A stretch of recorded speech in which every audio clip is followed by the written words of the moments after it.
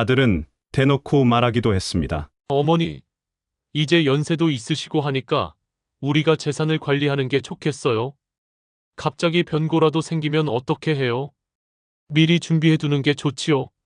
나는 아직도 시퍼렇게 살아있고 몇 푼 되지도 않는 돈 관리하고 말 것도 없다. 내가 하는 대로 살다 갈 거다. 관심 두지 마라. 안녕하세요. 이번 사연은 서울에 사시는 66세 박성심 씨 사연입니다. 아들은 늘 어머니의 건강을 챙겼습니다. 철없던 어릴 적에는 성질만 부리더니 자라면서 특히 사회생활을 하면서 바뀌었습니다. 출근 전, 퇴근 후 항상 어머니에게 인사를 하고 필요한 거 있는지 묻습니다. 여행을 갔다 오면 지역 특산물이나 기념물을 사다 줍니다. 자기가 먹고 싶은 게 있어서 사올 때 꼭 어머니 것도 사옵니다. 박 씨는 그런 자식이 대견했고 바깥 나가서 항시 자랑을 합니다. 자식 농사가 인생의 마지막 농사라고 합니다. 아무리 돈과 명예와 권력을 가졌더라도 자식에 실패하면 인생 전체가 실패로 됩니다.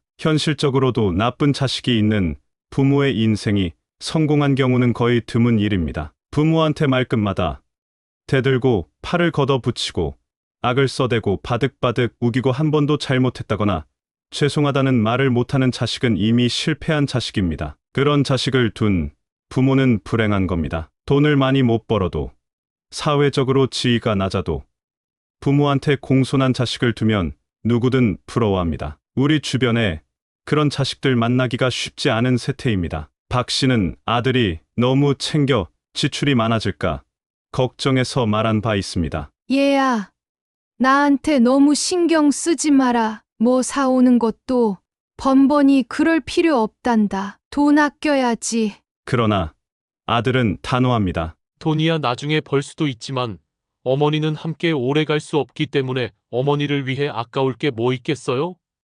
효자는 정말 하늘에서 내려주는 겁니다. 자식한테 아무리 공을 들여도 효자가 되는 게 아닙니다. 부모가 모든 걸 다 걸고 애지중지 키운 자식 보다 오히려 막 키운 자식이 나중에 부모를 더 챙깁니다. 대다수 사람들은 노년에 자식 문제로 괴롭습니다. 노년의 괴로움의 쌍두마차는 가난과 자식일 겁니다. 예전부터 효는 만행의 근본이라고 했습니다. 사람의 인성을 제대로 알아보려면 그 사람의 효성을 보면 됩니다. 박 씨는 그런 점에서 아들에 대한 인성을 자부합니다. 남의 처지를 이해해주고 남의 말을 많이 들어줍니다. 아무리 상대방이 무지하더라도 결코 무시하거나 멸시하지 않습니다. 그런 자식을 둔 박 씨는 세상 사는 보람을 느낍니다. 어느 날 아들은 여자친구라고 부모에게 소개를 했습니다. 여자친구야.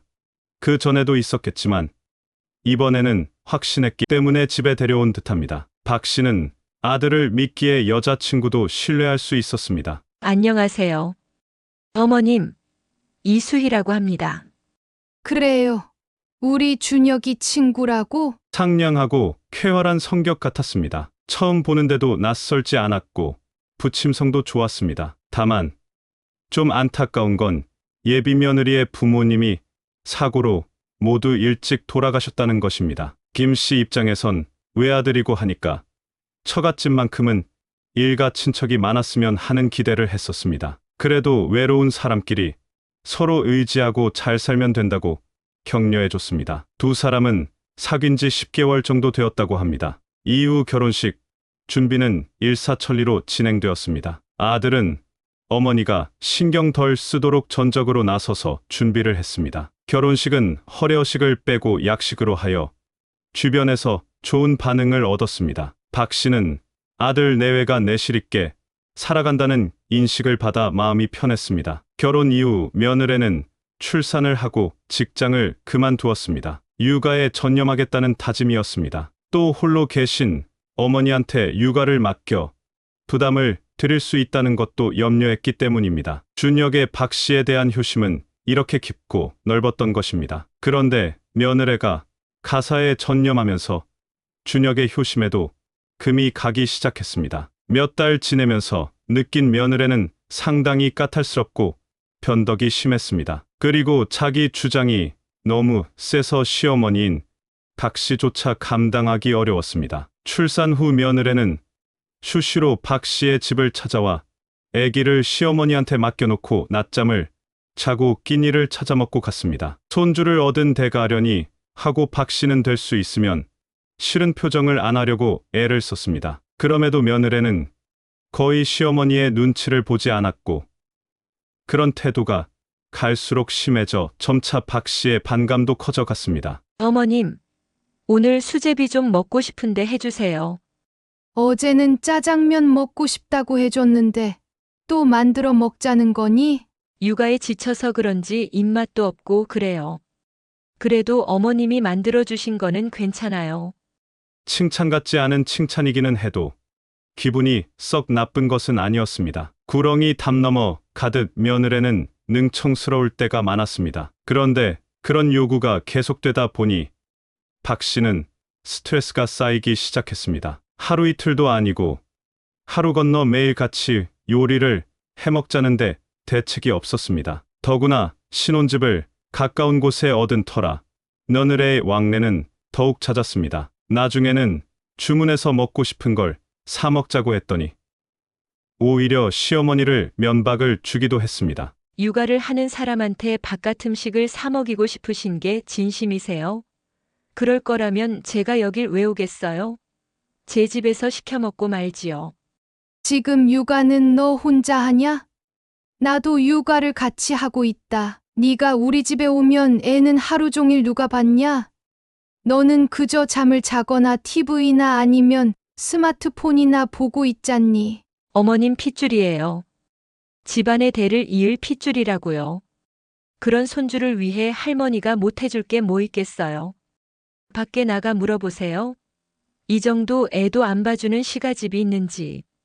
며느리는 시어머니 집을 제 집 드나들듯 찾아와 하루 한 끼, 어느 때는 두 끼까지 챙겨 먹습니다. 그런데다 요리를 해먹자고 하면서 돈을 한 푼도 안 씁니다. 처음에는 돈 아껴 빨리 내 집 마련해야지 그런 생각에서 좋게 넘어갔습니다. 그러나 1년이면 6개월 이상 박 씨 집에서 식사를 하면서 시어머니한테 용돈 한 번 준 적이 없었습니다. 그건 아들도 마찬가지였습니다. 결혼 전에는 용돈에다 먹고 싶은 거 사다 주던 아들이 이젠 그런 거 신경조차 안 씁니다. 하루는 박 씨가 그런 아들한테 면박을 줬습니다. 너는 결혼해서부터 애미에게 대하는 태도가 너무 변했어. 니들 부부가 먹고 가는 식사비만 해도 엄청났겠다. 그런데 너는 용돈 한 번도 안 주냐? 어머니는 그걸 가지고 서운해 여기면 어떡해요?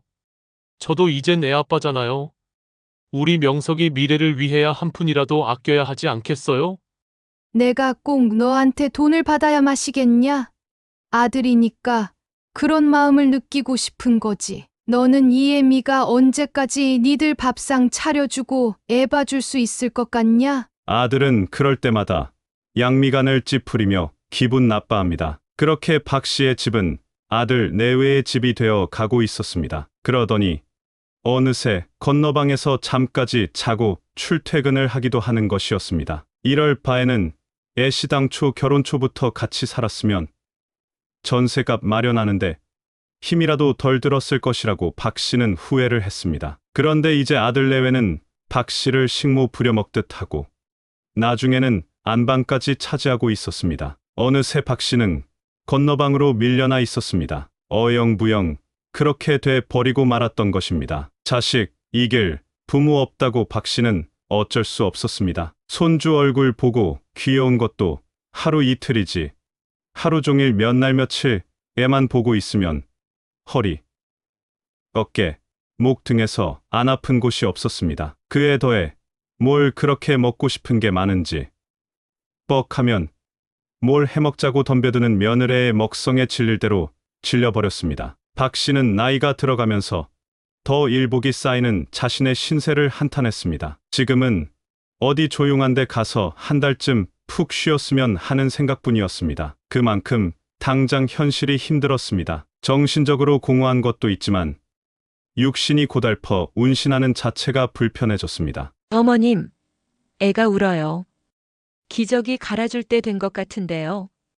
그렇게 말하는 동안에 네가 직접 해주면 안 되겠니? 가만히 앉아서 시어머니 부려먹는 게 재밌냐? 그게 아니에요. 제가 가만히 있는 줄 아시는데 그건 어머님이 몰라서 그래요. 저는 지금도 일하고 있었죠. 요즘 세상은 머리로 하는 일들이 많아요. 그놈의 잘난 체는 하지나 않았으면 박 씨가 보기에 며느리가 그렇게 똑똑해 보이질 않았는데 자기 자신은 그렇게 생각하지 않은 모양입니다. 하루는 아들이 일찍 귀가한 날이었습니다. 식사 후에 차를 한 잔씩 마시고 있던 중에 며느리와 아들이 조심스럽게 말을 꺼냈습니다. 어머니, 이제 일하는 게 귀찮고 손주 봐주는 것도 힘에 부치지요? 글쎄 그럴 때도 있지만 손주 녀석 돌보는 게 재미도 있지. 왜 안 그렇겠냐? 집안의 대를 잇는 자식인데 그래서 말인데, 어머니도 이제 연세도 있고 하니까 요양원에 들어가 쉬는 건 어때요? 요양원이라고? 내가 벌써 그럴 나이냐? 아직까지 손주 돌봐줄 정도로 활달하고 정신 멀쩡한데 요양원 얘기를 꺼내냐? 며느리가 지 신랑의 말을 거들고 나왔습니다. 어머님, 잘 생각하세요. 저희야 어머님 모시고 살고 싶지요.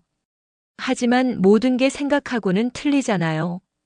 어머님 가끔씩 깜빡하실 때도 있고 때로는 우울해하시고 그런 게 모든 노년기에 생기는 기억망상의 하나라고 해요.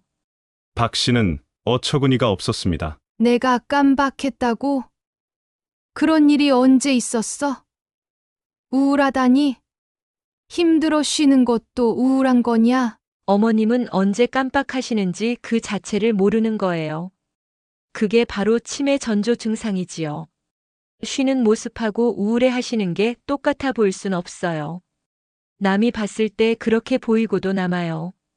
너희들은 내가 지금 치매 증상이 있어서 빨리 요양원에 들어가야 한다는 거냐?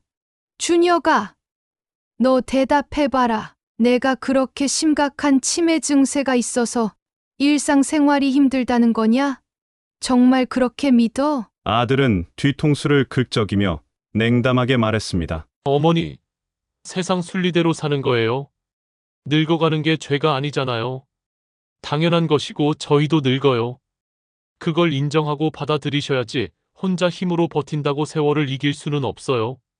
박 씨는 너무 억울해서 울분에 눈물이 나왔습니다. 그의 지들도 늙어가는 걸 아는데 그런 소리를 막 한다는 것인가? 이게 자식을 바라보고 살아온 대가란 말인가? 박 씨는 흐르는 눈물을 막을 수가 없었습니다. 먼저 저 세상으로 간 남편이라도 있었으면 얼마나 좋았겠는지 너무 보고 싶었습니다. 준혁이 너, 아버지가 이걸 알았다면 가만히 놔둘 것 같으냐? 네.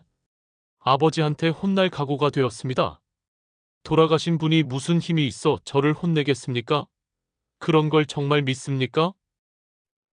그래, 네 아버지에 대해선 믿는다. 반드시 너는 대가를 받을 거다. 아들은 너무 달라졌습니다. 말이나 행동이나 모든 게 다 바뀌었습니다. 박 씨가 지금까지 알고 있던 자식의 모습이 아니었습니다. 전혀 모르는 남과 같았습니다. 어색하고 불편했습니다. 그리고 더욱 박 씨의 속을 뒤집어 놓은 건 얘들이 재산 문제를 얘기한다는 것이었습니다. 대화를 하다 보면 한 번씩은 나오는 말이 재산이 얼마나 있는지 궁금하다는 것입니다. 한 번은 며느리가 물었습니다. 어머님, 아버님 연금 나오고 하고 현금 관리하는 통장이 따로 있어요?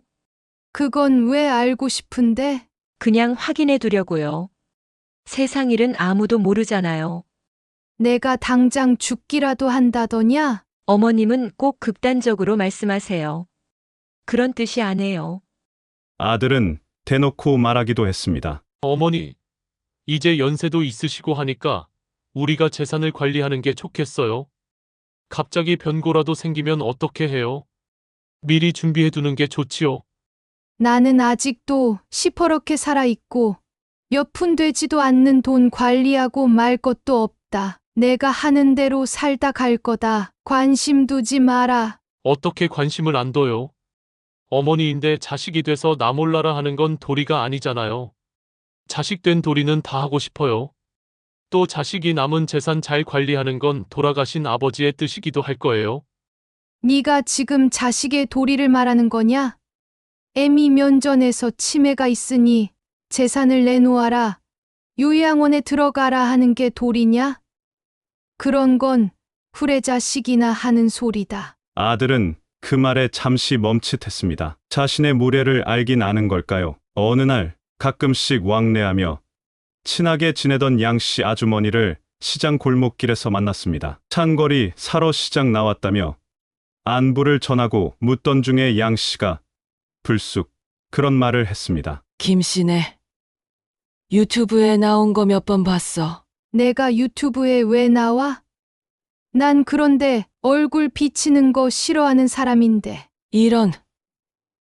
김씨네는 전혀 몰랐단 말이야. 유튜브에 김씨네 벌써 며칠째 나오는데 몰라? 내용도 이상해. 며느리가 찍은 것 같은데. 그런 걸 왜 찍는지 이해가 안 돼. 김 씨는 머리에 피가 거꾸로 쏟는 기분이었습니다. 내가 언제 유튜브 촬영을 했단 말인가? 너네가 그걸 찍었다고 왜 말을 하지 않았나? 그걸 하는 이유가 뭔가? 얘가 나와서 뭘 하고 있었다는 건가? 별의 별 생각과 추측이 엉켜 가슴이 벌렁거렸습니다. 집으로 돌아와 스마트폰을 검색해보니 정말 자신이 육아하는 모습이 고스란히 실려 있었습니다. 너무 놀라 한참 동안 꿀먹은 벙어리가 됐습니다. 자세히 내용을 보니까 손주를 봐주는 자신의 모습이 너무 초라하고 궁핍하고 뭔가 모자른 사람 같다는 느낌만 들었습니다. 유튜브 영상에 비친 자신을 평가하는 댓글들 또한 너무 이상했습니다. 할머니가 힘든가? 손주를 막 다루는 것 같아. 아니야, 할머니가 좀 치매기가 있는 것 같아. 영상 속에서 박 씨는 기저귀를 갈아주다가 젖병을 애한테 물리고 어떤 때는 멍하니 앉아있는 모습이 많았습니다. 댓글들은 치매 얘기가 태반이었습니다. 박 씨는 생각했다. 만약 자신을 아는 사람들이 이 영상을 보게 된다면 댓글 내용처럼 치매 증상이 있는 것으로 믿을 수 있겠다 싶었습니다. 그런데 아니나 다를까 양씨 아주머니의 말이 있은 후 하루쯤 지나면서부터 지인이나 친척들이 안부 전화가 잦았습니다. 아니, 어떻게 되거야? 박 씨네가 벌써 치매기가 있다는 게 믿기질 않네. 영상 내용이 이상해요. 고모님이 치매 증세가 있는 것처럼 나와요. 그런 전화를 몇 번 받고 나니 우라가 치밀어 올랐습니다. 당장 며느리를 불렀습니다. 수희야, 네가 찍어 올린 영상에서 내가 뭘 하고 있는 거냐? 누가 너 보고 나를 찍으라고 했냐? 허락도 없이 시어머니를 세상 사람들 앞에 까놓는 거냐? 도대체 이게 뭐냐? 며느리는 별것 아니라는 듯 표정을 지었습니다. 어머님, 순수하게 손주 돌봐주시는 할머니 모습이잖아요. 그런 정성을 구독자에게 보여주는 거고요. 또 한편으로는 육아가 힘든 일이라는 것도 의미하는 거지요. 너무 민감하게 받아들이지 마세요. 네가 보기에 내 모습이 그냥 순수하게 애기 돌봐주는 것으로 보이냐? 댓글들을 봐라. 사람들이 뭐라고 하는지. 어머니, 그건 그냥 댓글이잖아요. 다양한 의견이고요.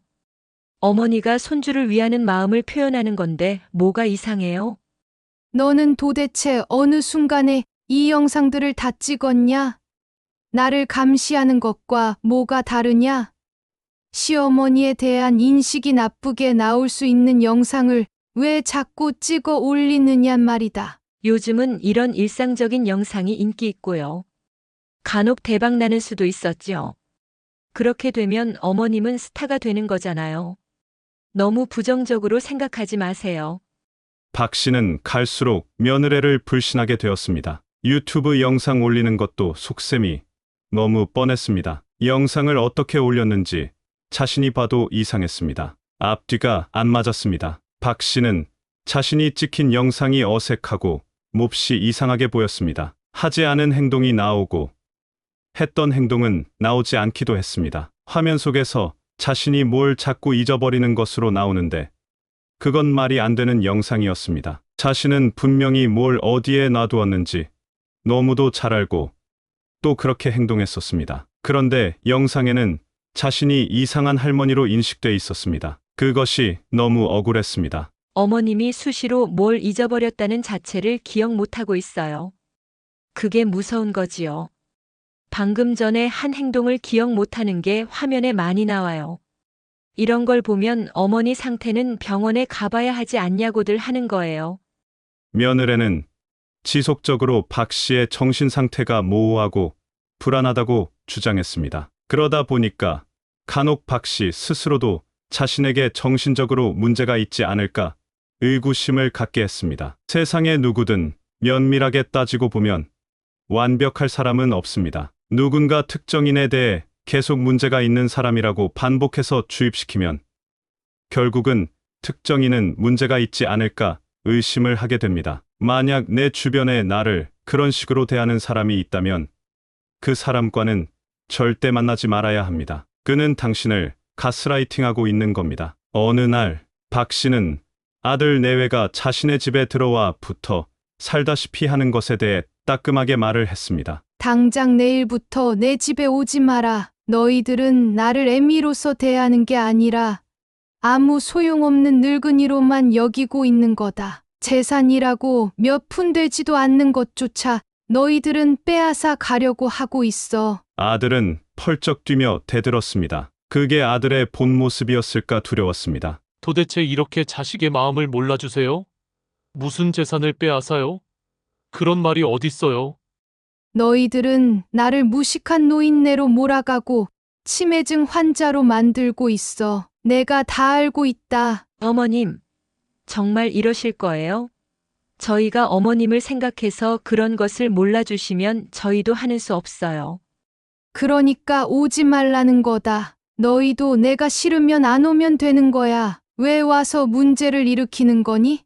그 일이 있을 후 며칠 동안 아들 내외는 집에 오지 않았습니다. 그들이 없는 집안이 오히려 더 편안해 좋았습니다. 잠도 맘대로 자고 먹고 싶은 것도 먹었습니다. TV도 내가 보고 싶은 프로를 선택할 수 있었습니다. 이런 작은 일에서 찾아지는 행복이라니 우리는 행복을 늘 거대하거나 아름답거나 눈물이 날 만큼 감동적인 것으로만 알고 있습니다. 소소한 일상의 행복이야말로 우리가 늘 노력해 지켜야 할 진정한 행복이 아닐까 생각했습니다. 박 씨는 그동안 심신이 피곤해서 온천에 갔다 오기로 하고 양 씨 아주머니와 함께 떠났습니다. 온천에 와서 하룻밤을 자고 낮에 맛있는 음식을 먹으러 갔습니다. 팔과 다리에 기운이 붙고 호흡이 맑아지는 기분이었습니다. 양 씨 아주머니가 말했습니다. 김씨네 며느리가 영상을 올리는 게 뭔가 수상하다는 생각을 했어. 며느리가 돼가지고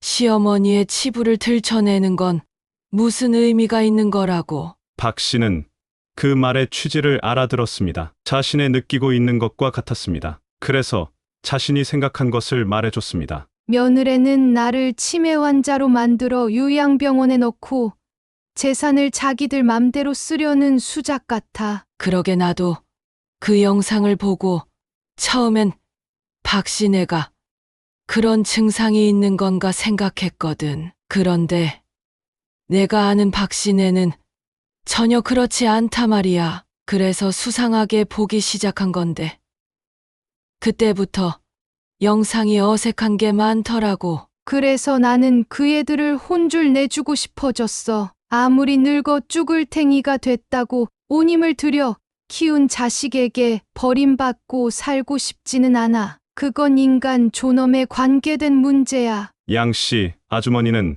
고개를 끄덕이며 말했습니다. 나는 박씨네를 똑똑한 사람으로 알고 있어. 우리하고는 좀 다르지.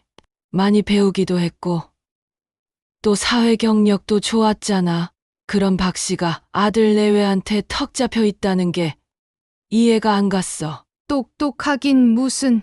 젊었을 때 한때의 일들이지. 과거는 중요치 않아. 우리에겐 많은 시간이 남아있질 않아. 결단을 내릴 때는 빨리 해야 하지. 그런 과정에서 세월을 낭비하고 싶지 않아. 그런 얘기를 들으니까 내 자신에 대해서도 많은 생각을 하게 되네. 사실 나는 요즘 자식들 때문에 더 외로워. 어렵게 키웠는데 자식들이 자기들 처지만 생각하고 나는 막대해도 되는 인간처럼 취급하는 게 서러워. 박 씨는 그 마음이 충분히 이해가 되었습니다. 우리 나이대가 되면 처지가 거의 비슷해지는 겁니다. 나는 할 수 있는 한 내 자신을 지키고 자존감을 되찾으려고 해. 박 씨의 말에는 결의가 느껴졌습니다. 뭔가 자신이 할 수 있는 것을 하려는 의지 같았습니다. 온천에서 휴양을 하고 귀가하기 전에 미리 사둔 손주 옷을 주려고 아들의 집을 찾아갔습니다. 저녁 시간이었고 아파트 안에는 불빛이 가득했습니다. 둘 다 집에 있는 모양이었습니다. 박 씨는 별다른 생각 없이 그냥 손주 옷이나 건네주고 바로 가려고 했습니다. 엘리베이터를 타고 5층에서 내렸습니다. 오랜만에 오는 거라 낯설었습니다. 이 라인이 맞나? 혹시 다음 라인이 아니었나? 약간 헷갈렸습니다. 벨을 누르려고 현관으로 다가서는 순간 안에서 소리가 들렸습니다. 싸우는 소리였습니다. 아들의 목소리가 분명했고 며느리가 악을 썼습니다. 그래서 오빠가 어머님한테 말을 똑바로 했었더라면 지금까지 오지 않을 수 있었어. 왜 그렇게 우유부단해? 내가 우유부단하다고? 그러면 뭘 어쩌라고? 어머니가 고집을 피우는데 난들 더 이상 할 수가 없잖아. 보다시피 어머니도 가진 돈이 그렇게 많지도 않을 거야. 오빠는 지금 말이라고 하는 거야? 주식으로 돈 다 날려 먹은 주제에 지금 그게 말이냐고. 나 혼자 잘 살려고 날려먹었냐? 다 잘 되자고 한 거잖아. 너도 동의했잖아. 그리고 내가 말했어. 분명히 그 돈을 마련할 수 있을 거라고.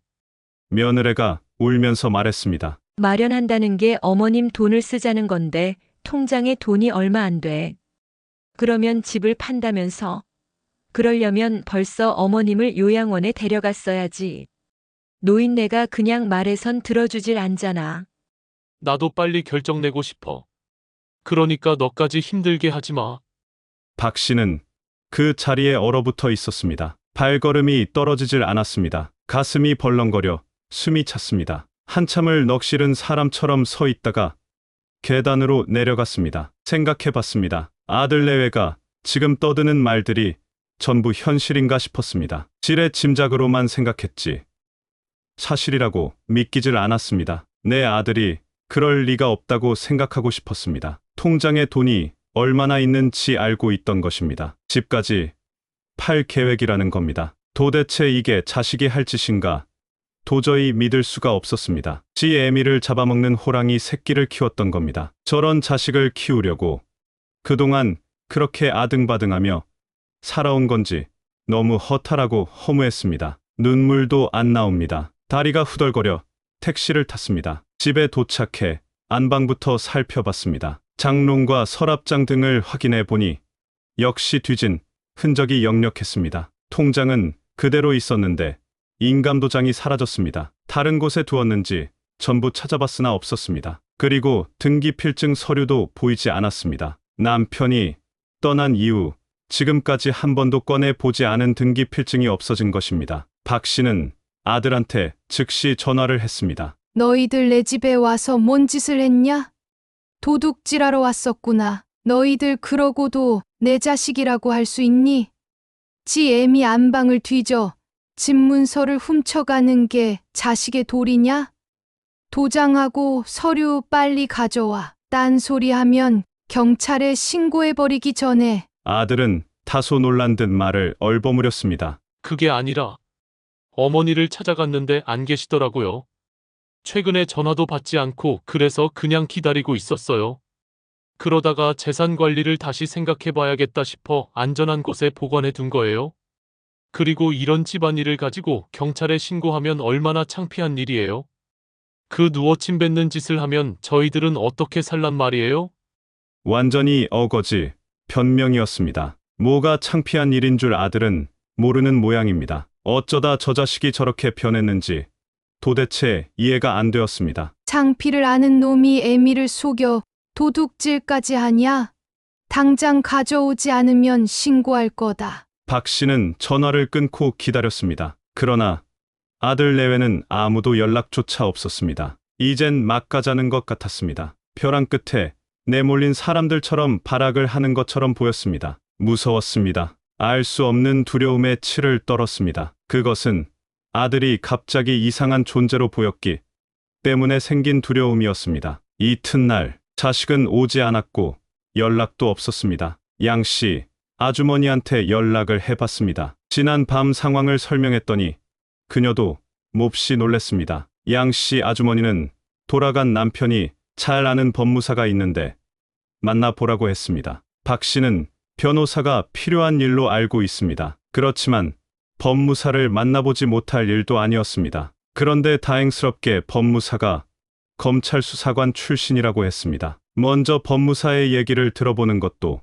나쁠 건 없었습니다. 박 씨는 그간 아들에 대한 얘기를 법무사한테 설명해줬습니다. 아들 내외는 어머니의 치매 증세가 있다는 걸 빌미로 요양원에 강제 입소시킬 계획인 듯합니다. 그리고 집을 팔아 주식으로 입은 손실을 벌충하려 할 것입니다. 집 문서와 인감도장을 아들이 가지고 있는 것부터가 절도죄에 해당합니다. 이때 박 씨가 물어봤습니다. 제가 아는 법상식으로는 가족 간의 범죄인데 처벌할 수 있나요? 네, 작년 6월 친족 상도례에 대해 헌법재판소에서 헌법불합치 결정을 한 바 있습니다. 그래서 절도죄가 성립합니다. 그런 사실을 박 씨는 전혀 몰랐습니다. 가족 관계에서 훔치는 행위는 처벌하지 못한다는 것만 알았습니다. 그래서 아들을 경찰에 신고한다고 말로만 경고하고 말았던 것입니다. 아들 내외가 꾸미는 일은 결국 서류를 위조하는 일이 될 것입니다. 법정 의견인 신청이나 상속이나 증여 등 여러 경우가 있을 수 있습니다. 그 중에 세금 공제 등을 고려할 때 아마 상속으로 처리하려고 할 것입니다. 그 말씀은 제가 아들한테 상속해 주는 것으로 서류를 만든다는 말인가요? 네, 그럴 것으로 보입니다. 그래서 형사적으로 어떻게 처리할지 변호사와 구체적인 상담을 해보라고 합니다. 중요한 건 며느리가 영상을 만들어 올린 게 허위의 사실이라는 걸 밝혀야 했습니다. 박 씨는 그에 대해 자세히 설명을 들었습니다. 친절하게 진행 절차를 안내해준 법무사에게 얼마간의 돈으로 인사치레를 했습니다. 그가 소개해주는 변호사한테 사건을 위임했습니다. 착수금과 성공보수금으로 나눠 지불키로 약정을 했습니다. 살면서 자식을 고소하는 일이 벌어지다니 너무 억울했습니다. 거액의 돈을 이런 곳에 허비하는 것도 불편했습니다. 박 씨는 인생을 완전히 실패했다고 자책했습니다. 자식을 오냐오냐 키운 대가였습니다. 자식에게는 잘한 것은 칭찬해주고 잘못한 것은 야단쳐서 고칠 기회를 갖게 하는 게 올바른 가정교육이었던 것입니다. 애지중지 키우는 것과는 별개의 문제였던 겁니다. 배은망덕한 자식놈을 크게 혼주를 내줘야 했습니다. 물론 그런다고 더 좋은 사람이 될 보장도 없는 게 사실이었습니다. 사람은 고쳤을 수 없다는 겁니다. 박 씨는 일단 아들에게 연락을 취했습니다. 할 말이 있으니 오라고 했습니다. 그 외 다른 말은 일체하지 않았습니다. 어느 공휴일 아들 내외가 찾아왔습니다. 며칠 동안에 아들의 얼굴이 헬쑥해진 느낌이었습니다. 자기 딴에는 마음 고생도 많았을 것입니다. 내가 너희들은 부른 건 그동안 일을 내가 다 잊어버리려고 한다. 가족 간에 이게 할 짓이냐? 일부 일들은 내가 너희들을 믿지 못해 벌어졌다고 생각한다. 어머니, 그렇게 말씀하시니까 저희도 죄송합니다. 그래도 어머니 입장을 더 고려하고 설명했어야 했는데 저희 입장에서만 생각해서 그렇습니다. 네. 어머님, 우리 잘 지내봐요. 저희가 더 노력할게요. 알았다. 내가 그동안 손주를 못 봐서 안타까웠다. 오늘은 손주를 내 봐주마. 그럼 어머님, 영상 올려도 되지요? 며칠 동안 올리지 못해서 구독자들 성화가 많을 거예요. 이런 일상 영상은 지속적으로 업로드해줘야 눈길을 받거든요. 박 씨는 도장이나 집문서에 대해 일체 말하지 않았습니다. 잊어버린 듯이 생각하게 만들었습니다. 며느리가 영상을 찍기 전 법무사가 얘기해준 대로 안방문 위쪽에 손톱만한 영상 녹화기를 설치했습니다. 손주를 돌보는 주된 공간을 안방으로 정하고 그곳에서만 지냈습니다. 며느리는 그것도 모르고 저번처럼 왔다 갔다 하면서 박 씨를 영상에 담는 작업을 했습니다. 나중에 양쪽 녹화를 대비해 보면 어느 것이 왜곡된 건지 확인해 볼 수 있을 것입니다. 취침 전에 녹화를 USB로 옮기고 다시 제자리에 고정해 두었습니다. 그렇게 며칠이 지나면서 아들 내외에 숨겨진 발톱이 다시 드러나기 시작했습니다. 어머님, 이번 토요일에 가족끼리 야유회 나가요. 집에서만 계시니까 갑갑하시죠? 바람 쐬러 같이 나가요. 그래, 밖에 나가 식사라도 하자. 박 씨는 최대한 감정을 자제했습니다. 자식놈들 하는 짓들이 뻔했습니다. 하지만 박 씨는 그에 대한 대비를 해놓고 있었습니다. 그러면서도 한편으론 혹시 생각했던 그런 게 아닐 수도 있지 않을까 기대를 걸어보기도 했습니다.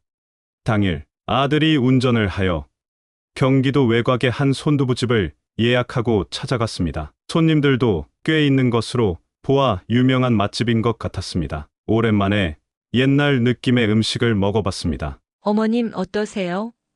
음식 괜찮지요? 여기 알아보기 전에 많이 찾아봤는데 여기가 가장 경제적이면서 실속 있겠더라고요. 며느리는 뭐가 그리 좋은지 신바람이 난 듯 했습니다. 평소 없던 애교까지 부리는 것으로 보아 분명 얘들이 좋아할 일이 있음을 짐작할 수 있었습니다. 식사 후 차는 외곽을 다시 돌아 20여 분 시골길을 달리다가 어느 커다란 대문 앞에 멈췄습니다. 박 씨는 그곳이 요양원임을 바로 알았습니다. 어머님, 그냥 맘 편히 둘러보세요. 여기가 우리나라에서 제일 좋은 요양원의 하나래요. 깨끗하지요? 아니, 그런데 꼭 오늘 결정해야 되겠냐? 어머니, 이런 데가 언제나 마음대로 들어올 수 있는 곳이 아니에요. 자칫 예약이 안 될 수도 있어요. 그러니 이왕 온 김에 들어가 보세요.